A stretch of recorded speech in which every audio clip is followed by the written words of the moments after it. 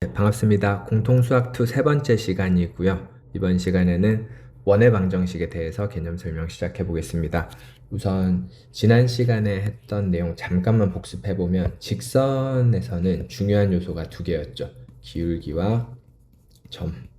네, 점 중에서도 y 절편이 좀 중요했고, 맞죠? 그래서 직선은 이런 형태로 나타나고 표준형입니다. 표준형. 그리고 이런 형태로 써질 때는 일반형이라고 합니다. 그래서 각 도형마다 중요한 요소들이 있는데 원의 경우에는 어떤 요소가 중요하냐면 중심과 반지름이라는 두 가지 요소가 중요합니다.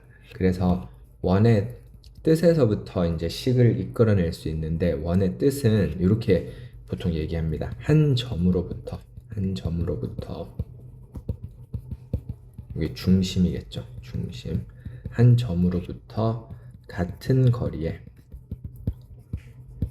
있는 점들의 모임이라고도 하고 자취라는 말도 씁니다. 집합이라는 말도 쓰고 요 다음 단어에서 집합을 쓰는데 어쨌든 이제 뭐냐면 저희가 원을 처음에 이제 초등학교 같은 데서 컴퍼스 사용법을 배우죠. 그래서 이렇게 중심에 컴퍼스를 콱 찍고 여기 연필을 이렇게 꽂아서 여기를 회전을 딱 시켜주면 펜이 회전하면서 이렇게 원이 그려지잖아요. 그쵸? 그러니까 이 원의 테두리를 나타내는 방정식을 구할 거거든요. 그래서 여기를 중심이라 그러고 떨어진 같은 거리를 반지름이라고 합니다.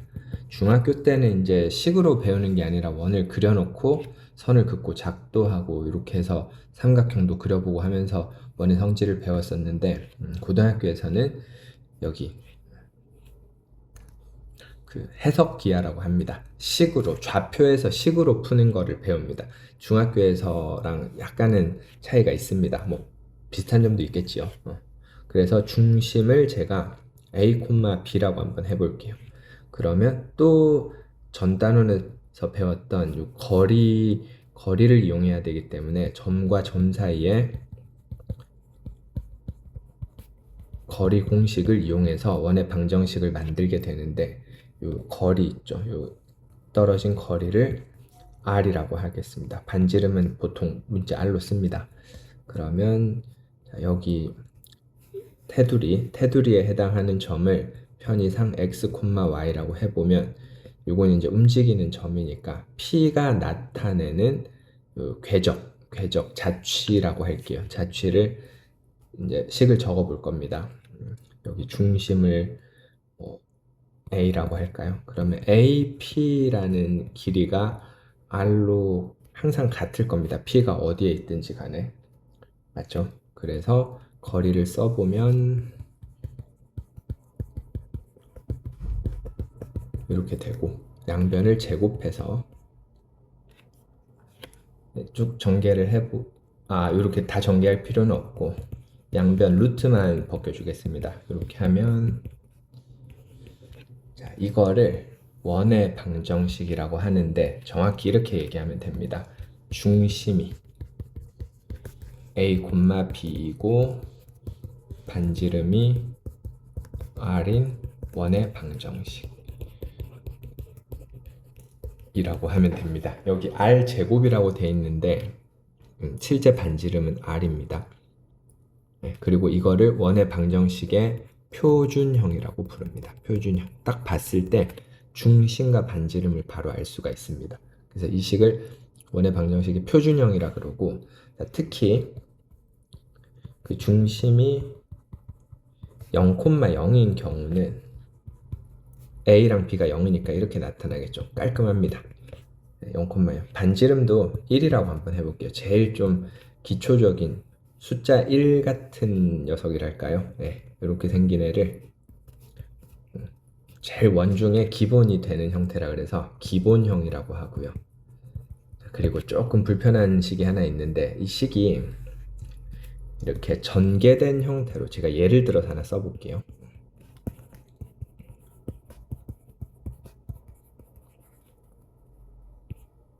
뭐 이렇게 나왔다고 합시다. 이거는 원의 방정식의 일반형이라고 부릅니다.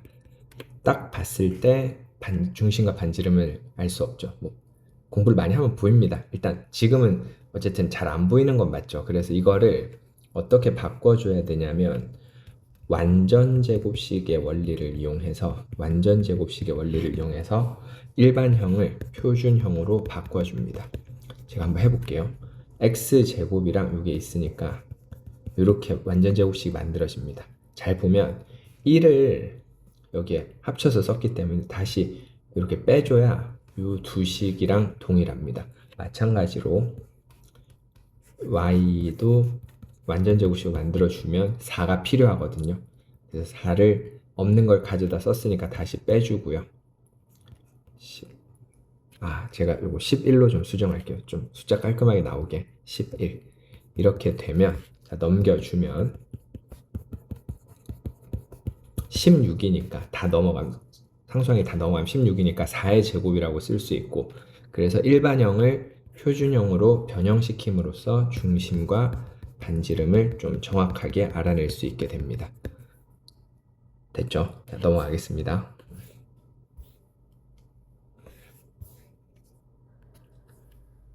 다시 일반형에 대해서 조금만 더 공부를 할게요. 원이 이렇게 생겼는데 얘를 적당히 완전제곱식으로 변형을 시키다 보면 요 부분 있죠. 요 부분이 어떤 식이 나올 겁니다. 근데 얘가 원이 되려면 요 네모 부분에 해당하는 게 0보다 반드시 커야 됩니다. 왜냐면 반지름의 제곱에 해당하는 것이기 때문에 그렇죠. 반지름의 제곱이 0이거나 음수일 수는 없을 겁니다. 맞죠? 그래서 이 부분이 반드시 양수여야 된다. 그래야 이 식이 원을 나타낼 수 있다. 이렇게 알고 있으면 되고 0이거나 음수면 그 반지름이 0이거나 음수니까 말이 안 됩니다. 그래서 이거는 원이 안 되기 때문에 여기 부분을 알고 있으면 됩니다. 자, 다음 주제가 뭐냐면 제목이 이렇습니다. 좌표 축에 접하는 원이거든요. 접하는 원. 그러니까 좌표축은 x축이나 y축에 접하는 걸 얘기하는데 제가 그림을 몇 개 그려가면서 설명을 이어가겠습니다. 이런 원이 있다고 해볼게요. y축에 접했죠. 중심을 제가 문자보다는 그냥 숫자를 예로 들겠습니다. 숫자가 깔끔하니까 여기가 1,2라고 한번 해볼게요. 그러면 원의 방정식이 이렇게 써진다는 건 알 텐데 여기서 우리가 반지름을 바로 읽어낼 수가 있습니다. 반지름. 왜냐하면 y축에 접했기 때문에 이 x 좌표 있죠. 이게 곧 반지름이라는 걸 알 수 있게 되므로 여기를 1의 제곱이라고 쓸 수가 있습니다. 마찬가지로 여기에 바로 같이 그릴게요. 이런 원이 있다고 해볼게요. 이렇게 생긴 원이 있다고 해보면 여기를 마이너스 2,1이라고 하겠습니다. 그러면 이 원의 방정식은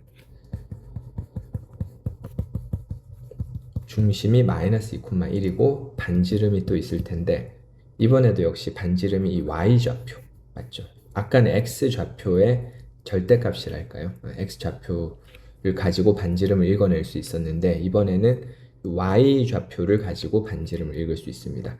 그러니까 그려보는 게 좋습니다.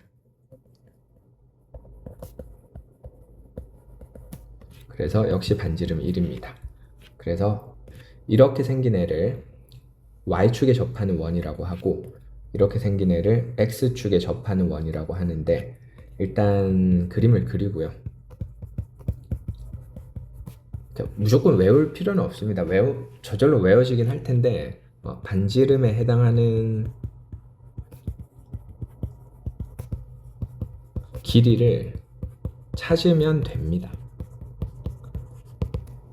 쓰실 때 부호 조심하는 거 잊지 말고요. 그러고 나면 이제 좌표축에 동시에 접하는 원이 있거든요. 동시에 접하는 건 어떻게 되냐면 4개 다 그려서 설명을 할게요. 좌표축에 동시에 접하는 원이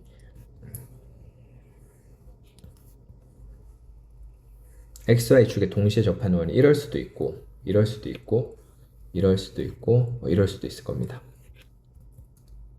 그래서 반지름이 R이라고 해보면 여기 중심은 R, R이 되겠죠.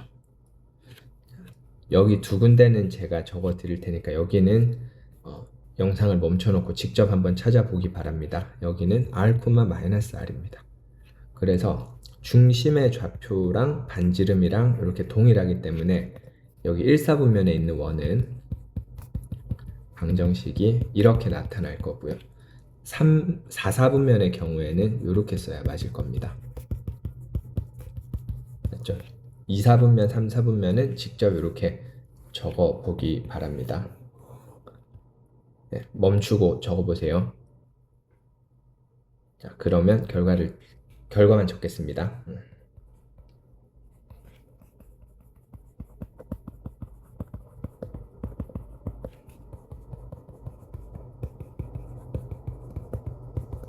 이렇게 됩니다.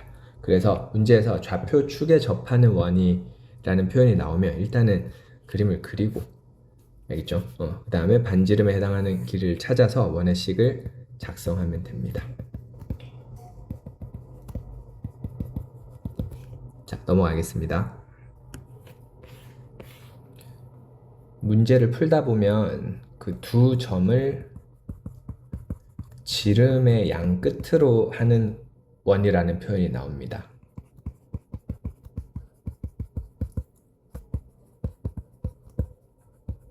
이걸 찾으라고 할 때는 어떻게 풀면 되냐면 두 점이, 원을 먼저 그릴게요. 두 점이 요 지름의 양 끝이기 때문에 첫 번째로 중심은 두 점의 중점이 됩니다. 그래서 중점 조건을 이용해서 요 중심을 찾아줍니다. 반지름은 이 거리를 구해도 되고 이 거리를 구해서 반으로 나눠도 됩니다. 점과 점 사이의 거리, 이거를 이용해서 풀어주면 됩니다. 그래서 중심을 찾고 반지름을 찾게 되면 원의 방정식을 그대로 작성해주면 끝입니다. 그리고 그 외심 찾는 문제가 있거든요. 외심. 그래서 외심 찾는 문제가 1단원에서도 나오고 2단원에서도 나왔는데 간단하게 한 번만 복습을 하겠습니다. 원이 이렇게 있으면 중심 이렇게 삼각형이 이렇게 있겠죠. 그랬을 때 첫 번째 방법은 요 거리가 같다라고 풀었었습니다. 맞죠? 여기를 뭐 C, A, P라고 하겠습니다. PA, PB, PC 요걸 식을 다 써놓고 연립방정식을 풀어도 되고 아니면 그 외심을 작도하는 방식 있죠. 수직 이등분선, 직선의 방정식을 이용해서 두 번째 방법은 수직 이등분선의 교점을 구해줍니다. 네, 그러면 원의 중심이 나올 거고 역시 원의 방정식을 찾을 수가 있습니다. 1, 2, 3단원이 이렇게 쭉쭉쭉 연결이 됩니다. 자, 넘어가겠습니다. 2단원에서 이런 걸 하나 배웠습니다. 두 직선의 교점을 지나는 직선. 기억이 났으면 좋겠는데 두 직선의 교점을 지나는 직선이 어떻게 식이 써졌냐면 결과만 적겠습니다. 일반형으로 두 직선을 이렇게 적어주고요.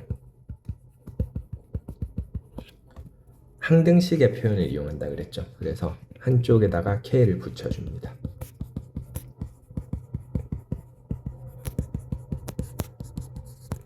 K를 한쪽에 아무데나 붙여도 돼요. 이게 얘도 0이고 얘도 0이고 이 자체가 직선을 의미하기 때문에 두 직선의 교점을 지나는 어떤 직선을 의미하는 식이 됩니다. 그러면 이번 단원에서는 두 원의 교점을 지나는 것도 있어요. 교점을 지나는, 근데 요거는 종류가 두 개입니다. 직선도 있고 원도 있어요. 직선부터 설명할게요. 얘를 뭐라고 하냐면 공통현이라고 부르는데, 보세요. 두 원이 이렇게 있습니다. 그럼 이 두 원의 교점을 지나는 이렇게 생긴 직선이 있고, 얘를 공통현이라고 부르는데, 어떻게 푸냐면 원의 방정식 두 개를 다 일반형으로 먼저 써줍니다. 이게 원의 방정식의 일반형이고, 역시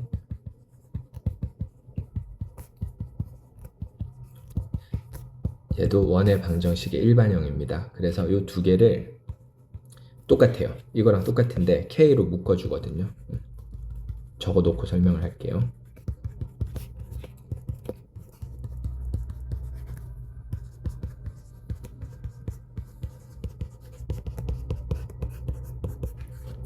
K를 여기 앞쪽에 좀 적겠습니다. 첫 번째, K가 마이너스 1이 되면 는 0이고요. K가 마이너스 1이면 2차 항들이 다 지워집니다. X제곱과 Y제곱이 소거됩니다. 그러면 1차 항들만 남기 때문에 직선을 나타내거든요. 근데 얘도 0이고 얘도 0이니까 원 위의 점을 둘 다 지나는 동시에 2차항이 사라진 거니까 이 식이 직선을 의미하게 되고, 따라서 이거는 두 원의 교점을 지나는 직선이다. 이렇게 해석을 할 수가 있습니다. 이런 해석이 가능해집니다. 그러면 K가 마이너스 1이 아니면 2차항이 소거되지 않습니다.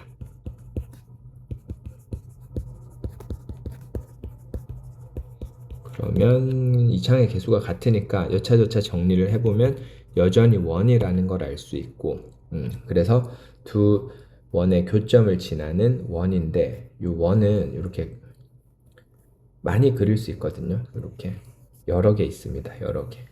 그래서 두 원의 교점을 지나는 직선도 있고 원도 있는데, 직선은 일단 하나로 딱 결정이 되지만 원은 하나로 결정이 되지 않기 때문에 추가 조건이 붙습니다. 다른 한 점을 준다든지 이런 식으로 해서 원을 하나로 결정하는 요소를 문제에서 주어집니다. 알겠죠? 그래서 이 식을 봤을 때는 교점을 지나는 도형이구나, 그걸 알아내야 되고, 문제에서 이런 표현이 나왔을 때는 이런 식을 작성할 수 있어야 되겠습니다. 네, 여기 좀 어렵습니다. 이 내용이 그냥 말로는 이렇게 얘기하는데 시험 문제에서 딱 만났을 때 반응하기가 쉽지가 않습니다. 계속 풀다 보면 이해가 될 겁니다. 네, 일단 내용 설명은 계속 이어가겠습니다.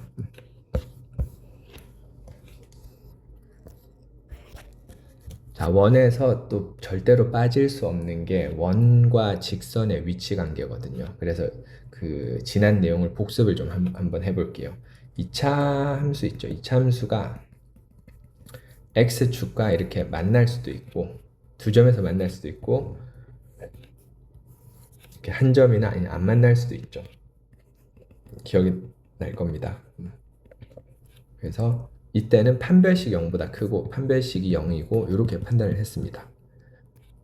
2차 함수와 x축의 위치 관계. 이번에는 2차 함수와 직선의 위치 관계인데요. 똑같습니다.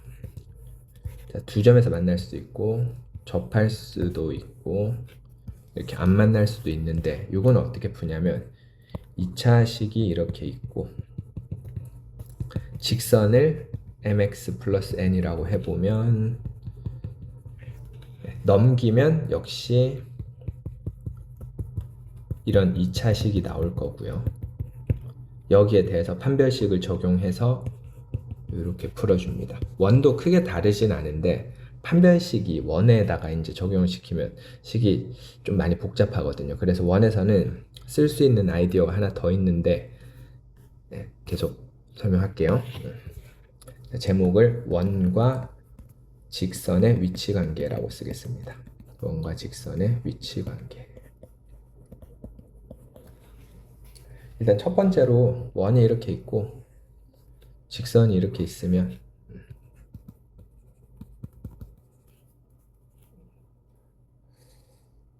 원은 제가 그냥 기본형으로 쓰겠습니다. 중심까지 하면 너무 복잡하니까. 그래서 판별식을 이용하는 방법인데요. 이 y 자리에 이걸 대입을 합니다. 추천하지는 않습니다. 너무 복잡합니다, 식이. 그래서 요거를 새롭게 2차식으로 정리를 합니다.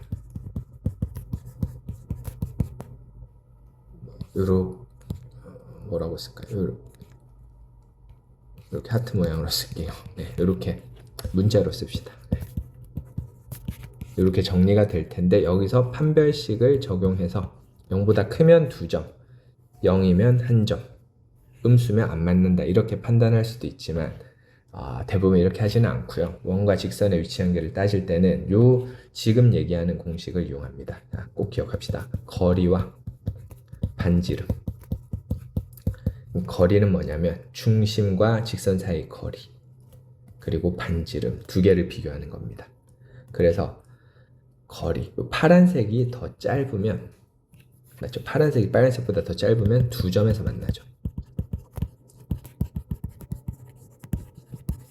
같으면요. 같으면 1점에서 만나죠. 반대로 파란색이 더 길면 이 거리가 더 길어지면 만나지 않습니다. 이렇게 푸는 게 훨씬 좋습니다.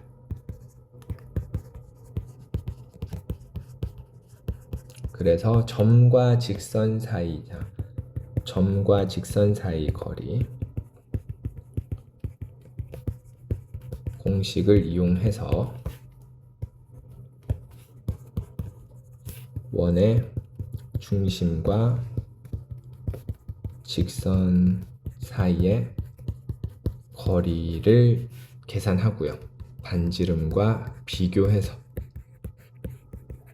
이렇게 해서 2점에서 만나는지 접하는지 기준은 항상 여기가 됩니다. 기준은 그래서 2점에서 만나는지 만나지 않는지를 판단하면 되겠습니다. 맞죠? 그리고 역시 접할 때가 제일 중요하거든요.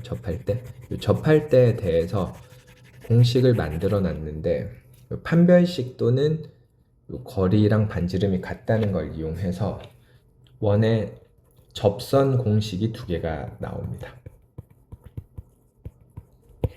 사실은 3개인데 일단은 적어 볼게요. 첫 번째, 다 판별식이나 이런 걸 이용해서 유도한 거니까 제가 유도 과정을 다 쓰지는 않겠습니다. 너무 복잡해서 이걸 다 쓰면 호흡이 너무 길어져서요. 일단 결과만 적을게요. 기울기가 외우면 좋은데 혹시 까먹었으면 이걸 이용하면 되니까 너무 걱정할 필요 없습니다. 기울기가 m에다가 원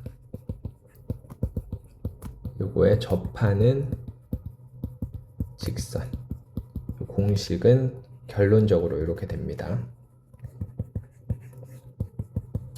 자, 외워도 되지만 혹시 까먹었으면 이렇게 놓고 거리를 이용해서 요 k 값을 구해주면 이렇게 나오니까 너무 막 외우는데 집착할 필요는 없습니다. 근데 외워두면 편리하긴 하겠죠.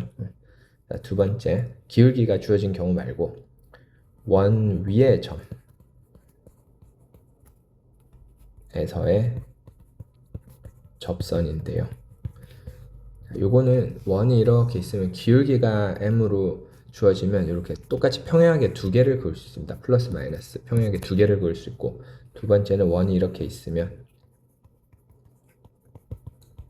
원 위에 여기에 이제 a, b라는 점이 있다고 하면 이렇게 하나를 그을 수 있는데요. 이 빨간색 접선의 식은 여기 하나씩 넣어가지고 이렇게 1차식으로 만들어주면 됩니다. 네, 이것도 기억해두는 게 좋습니다. 까먹었으면 역시 이 거리를 이용해서 이걸 이끌어낼 수 있는데 그래도 기억하는 게 편하겠죠. 마지막으로 원 밖에서 그은 접선을 푸는 방법이 있는데요. 밖의 점에서 그은 접선. 이건 어떻게 푸냐면 원 밖에서 이렇게 접선을 2개 그을 수 있는 것처럼 보이죠. 그래서 풀 때는 이 직선의 방정식을 잡아줍니다. 뭐 적당히 잡아줍니다.